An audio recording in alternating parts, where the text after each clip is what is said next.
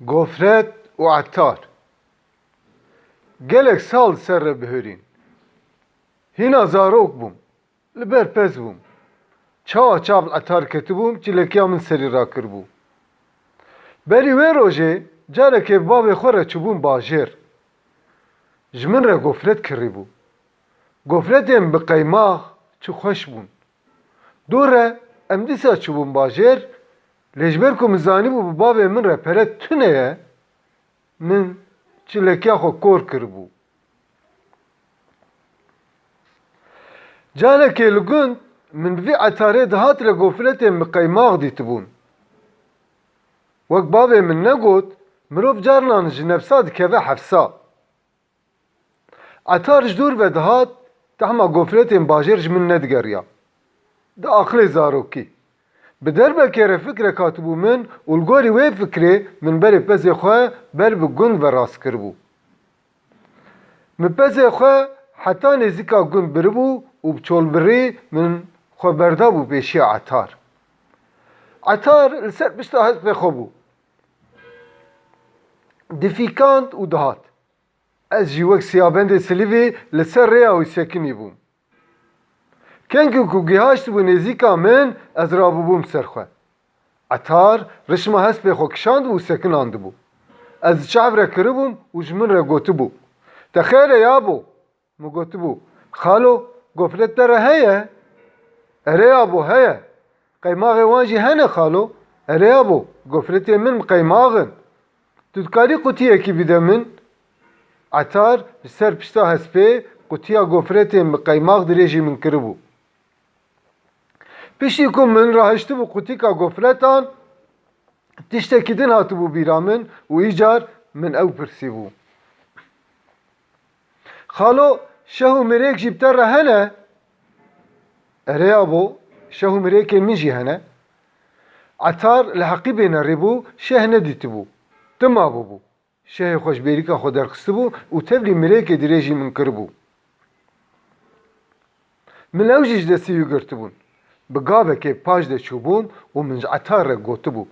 Xalo, tu vana bi xêra xwe nadî min? Min ev ji dil gotibû. Etar çavên wî vebûbûn û destê xwe avêt û lingekî xwe ku ji pişta hespê peya bibe. Berî ku ew dakeve, min gotibû lingno qurban û reviya bûm. Pirpira dawa şelwerê etar bû. Lololoya wî bû, li pey min bû. Bi Kurdî, bi Erebî û bi Tirkî çi xeber dihatin berdeva ji min re digot. Wek hûtekî dabû pey min. 12 salî bûm, lê çîpê min dirêj bûn. Ji revê re nexerabûm. Min dixwest berî ku bêm girtin, ji gofretên bi qeymaq tam bikim. Ji dengê dawa şelwer min fêm kiribû ku li dûr maye. Nema dengê dawa şelwerî wî dihat. Ji tirsa min neverîbû li dû xwe binerim. Êdî dengê wî jî ji dûr dihat. Vegeriya bûm û min nerîbû. Erê, nema bigihaşta min. Ne bi aliyê gund û pez ve reviya bûm. Bi aliyê çiyê ve reviya bûm. Berî ku ew ji min ve xuyanî bibe, hatibûm û ketibûm nava çavên deviyan. Min xwe di nava deviyan de veşartibû û devê qutiya gofretan vekiribûm. Bi temkirinê re min gotibû. Xwedê, xwedê, xwedê çi xweş in. Piştî ku min ji gofretê bi qeymaq tem kiribûn û çila xwe hinekî kor kiribû, keniya bûm û bêhemd min ji xwe re gotibû. Bi xwedê lê hêja bû lo, çi xweş e kuro.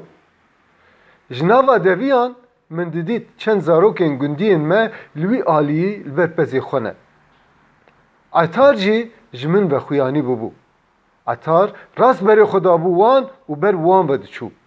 Min li wan dinerê. Texmîna min rast derketibû.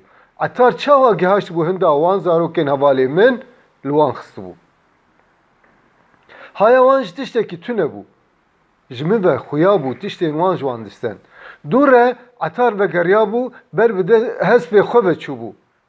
Heta ku ew ji ber çavan wenda nebûbû, ez cihê xwe derneketibûm. Dûr re min pişta xwe dabû darê û gofretên xwe dixwarin. Bi derbekê re pişta min jan dabû. Bi wê janê û tirsê fitilî bûm û min paş xwe nerîbû. شکر شخودی ره نه عطار بو لاوکه حواله من جبر کو عطار ساعتا و جستند بو بشیویل ناف پشتا مخست بو بسر حقیوی ده از رابو بو می حوالین دن کتبو نابرامه پشتی کوان جیش گفرتان خواره بون بو تیقه تیقه ما و امکنیا بون ما گفرتن خواره بون و انوگریا بون گند های وان جیشه و مریکه تونه بو کنگی کو ام جهودو وقتیا بون من بخوزیا خواه تنبریکا خواه شل کرو بو مریک دابو بر خواه و پور خواه شه کرو بو